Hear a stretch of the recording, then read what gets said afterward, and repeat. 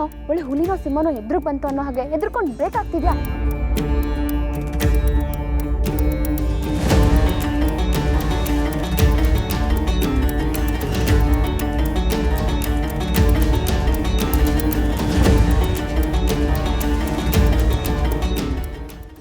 ಹುಲಿನ ಸಿಂಹನ ಅಂತ ಕನ್ಫ್ಯೂಸ್ ಆಗ್ಬೇಡವ ಪಿಂಕಿ. ಬಂದಿರೋದು ಹುಲಿ ಅಲ್ಲ, ಹುಲಿ ನನ್ನ ಎಂಡ್ರು ಮಾರಿಗುಡಿ ಹೆಣ್ಣುಲಿ. ನಾನು ಮಾಕಳವನ ವಾನ ಸಿಂಹ, ಅದ್ರಾಗ ಡೌಟೇ ಬೇಡ. ಏನಂತೀಯ ಸೀನಾ?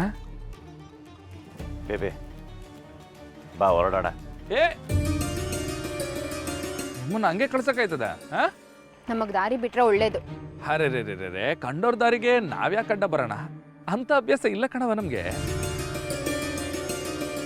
ಅಕಸ್ಮಾತ್ ನಾನು ಅಡ್ಡ ಬಂದೀವ್ನಿ ಅಂದ್ರೆ ನೀವು ಕಂಡವ್ರು ಹೆಂಗಾಯ್ತೀರಾ ಅಲ್ವಾ? ನೀವು ನಮ್ಮೋರು, ನಾವು ನಿಮ್ಮೋರು. ಅಂದ್ರೆ ಅದೇನಂದ್ರೆ, ನೀವು ಬೇರೆ ನಮ್ಮ ಮನೆಗಂಟ ಬಂದು ಮದುವೆ ಕಾರ್ಡ್ ಕೊಟ್ಬಿಟ್ಟು ನಿಮ್ಮ ಹೆಸರು ನಮ್ಮ ಮನದಾಗಿಲ್ಲ, ನೀವು ಮದುವೆಗೆ ಬರಬೇಡಿ, ನಿಮ್ಮ ದಮ್ಮಯ್ಯ ಅಂತ ಹೇಳ್ಬಿಟ್ಟು ಹೊಂಟೋದ್ರಲ್ಲ, ನಾವು ನಿಮ್ಮನ್ನ ಹಂಗೆ ಕಳಿಸ್ಕೊಟ್ಬಿಟ್ಟು. ಅಂದರೆ ಬರಿಗೈನ ಕಳಿಸ್ಬಿಟ್ವಲ್ಲ ಅಂತ ನಂಗೆ ಸಾನೇ ನೋವು. ಅದಕ್ಕೆ ನಿಮ್ಗೆ ಇದನ್ನ ಕೊಟ್ಟೋಗುಮ ಅಂತ ಬಂದೆ. ದಯವಿಟ್ಟು ಒಪ್ಸ್ಕೋಬೇಕು.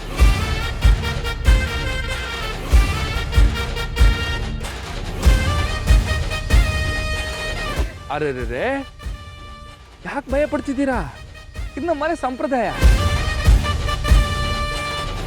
ಮದುವೆ ಆಗೋ ಹೊಸ ಜೋಡಿಗೆ ಅರ್ಶಿನ, ಕುಂಕುಮ, ಸೀರೆ ಇವೆಲ್ಲ ಕೊಟ್ಟು ಹರಿಸ್ಬೇಕಲ್ವಾ ಸೀನಾ? ಏನಂತೀಯಲ್ಲ? ಏನವ ಹೆಣ್ಣಾಗ ನಿಂಗೆ ಗೊತ್ತಿಲ್ವೇನವ? ಇವಾಗ ನಿಮ್ಮ ಮನ್ಸಾಗೆ ಏನು ಓಡ್ತಿರ್ತೈತೆ ಅಂತ ನನಗೆ ಅಂದಾಜೈತೆ. ಏನಪ್ಪ, ಇವನ್ ತಂಗಿನ ಮದುವೆ ಆಗಿರೋ ಗಂಡು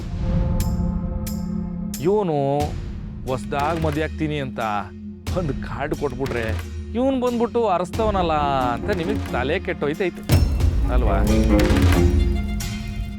ಪಾಪ ನಿಮ್ಗೆ ಯಾಕೆ ನನ್ನಿಂದ ತಲೆ ಕೆಡೋದು?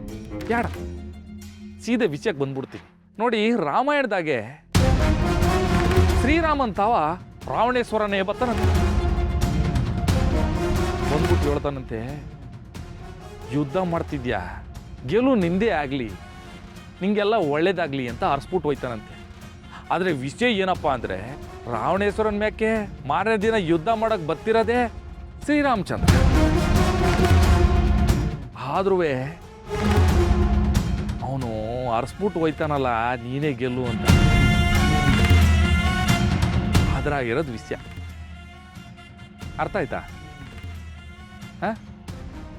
ಇಲ್ಲ ಮಹಾಭಾರತದ ಕಥೆನೂ ಹೇಳ. ಪಾಪ ನನ್ನಿಂದ ನೀವು ಯಾಕೆ ತಲೆ ಕೆಡಿಸ್ಕೊಳ್ಳೋದು? ಬೇಡ ಬಿಡಿ, ನಾ ಬುಡ್ಸಿ ಹೇಳ್ಬಿಡ್ತೀನಿ. ಈಗ ನೋಡಿ, ನೀವು ಪಾಪ ಸುಮಾರ್ಕಿತ ಮದುವೆ ಆಗ್ಬೇಕು ಅಂತ ಸುಮಾರ್ಕಿತ ಪ್ರಯತ್ನ ಮಾಡಿದ್ದೀರ. ಅದು ಆಗಲೇ ಇಲ್ಲ ಅಂತ ನಾನು ವಿಷಯ ಕೇಳ್ಪಟ್ಟೆ. ಈಗಿತಾನು ಮದುವೆ ಆಗಬೇಕು ಅಂತ ಏನಲ್ಲೋ ಪ್ರಯತ್ನ ಪಡ್ತಿದ್ದೀರ, ವ್ಯವಸ್ಥೆನೂ ಮಾಡ್ಕೊಂಡಿದ್ದೀರ. ಅದೇ ಈ ಪಠ್ಯ ಪುಸ್ತಕದಾಗೆಲ್ಲ ಬರ್ತೈತಲ್ಲ, ಏನದು ಮರಳಿ ಯತ್ನವ ಮಾಡು, ಮರಳಿ ಯತ್ನವ ಮಾಡು, ಮರಳಿ ಯತ್ನವ ಮಾಡು ಅನ್ನೋಂಗೆ ನೀವು ಮಾಡ್ತಾನೆ ಇದ್ದೀರಾ. ಅದೇ ಈ ಫೇಲ್ ಆಗಿರೋ ಹುಡುಗರು ಪದೇ ಎಕ್ಸಾಮ್ ಕೊಟ್ಬಿಟ್ಟು ದಂಡಯಾತ್ರೆ ಓಡ್ತಾರಲ್ಲ, ಹಂಗೆ. ಆದರೆ ಏನು ಗೊತ್ತು ಪ್ರಯೋಜನ? ನೀವು ಈಗಿತ ಮಾಡ್ಕೊಳಕ್ ಹೊಂಟಿರೋ ಮದುವೆನೂ ಆಗಿಲ್ವೇ?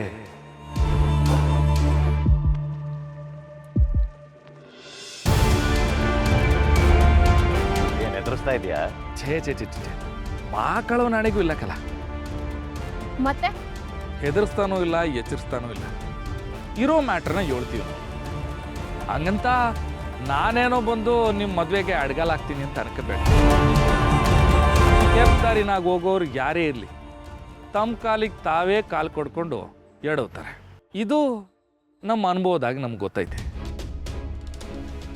ಅದಕ್ಕೆ ಹೇಳ್ತೀವಿ, ನೀವು ತಲೆ ಕೆಳಗೆ ಹಾಕೊಂಡು ತಿಪ್ಪರ್ಲಾಗ ಹಾಕಿದ್ರು ಈ ಮದುವೆ ನಡೆಯೋಕ್ಕಿಲ್ಲ.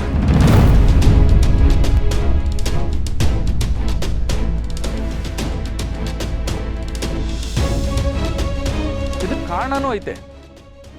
ನಮ್ಮ ರತ್ನವನ್ ಜಾತಕನ ಜೋಯಿಸ್ರಿಗೆ ತೋರ್ಸೋಣ ಅಂತ ನಾ ಜೋಯಿಸ್ರನ್ನ ಮನೆಗೆ ಕರೆಸಿದ್ದೆ. ಅವಾಗ ಅವರು ರತ್ನವನ್ ಜಾತಕನ ನೋಡ್ಬಿಟ್ಟು 4 ಜನ ತಂಗಿಯರಲ್ಲಿ ಮೊದಲನೇ ಮದುವೆ ಆಗೋದು ರಶ್ಮಿ.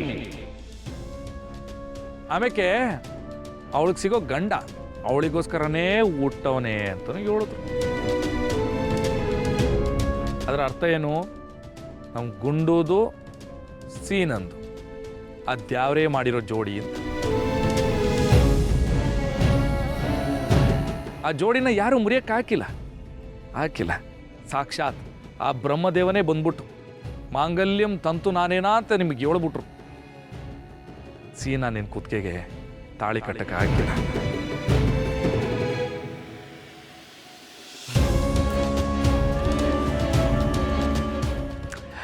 ಇದು ನನ್ನ ನಂಬಿಕೆ. ಸರಿ, ನಿಮಗೆ ತಾಕತ್ತು ಅನ್ನೋದಿದ್ರೆ, ನಿಮ್ಮ ಮೈನಾಗೆ ಚರ್ಬಿ ಅನ್ನೋದಿದ್ರೆ, ನಿಮ್ಮ ಪಿರುತಿ ಆಟೋನ್ ಗಟ್ಟಿ ಅನ್ನೋಂಥ ನಂಬಿಕೆ ನಿಮಗಿದ್ರೆ ಮದುವೆಯಾಗಿ ತೋರಿಸಿ ಅವಾಗ ನಾವು ಒಪ್ಕೋತೀವಿ. ಇದೇ ಖುಷಿಗೆ ನಮ್ಮ ಸೀನಂಗೂ ಪಿಂಕಿಗೂ ಬಾಯಿಗೆ ಲಡ್ಡು ಕೊಡೋಣ.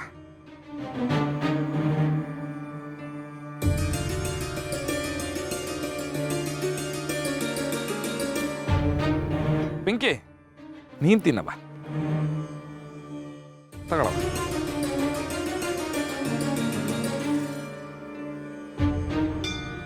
ಸೀನಾ ತಗೊಳ್ಳ ಸೀನಾ.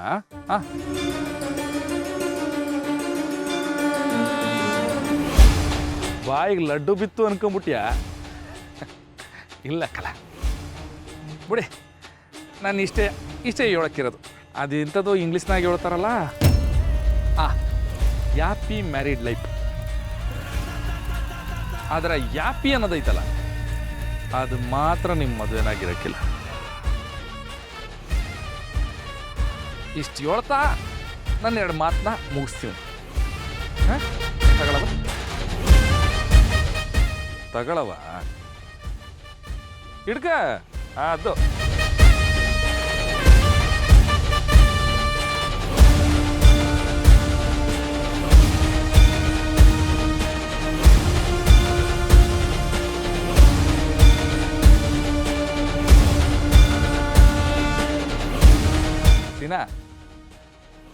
ಸೀನಾನೇ ನಮ್ಮ ಗುಂಡು ಗಂಡ.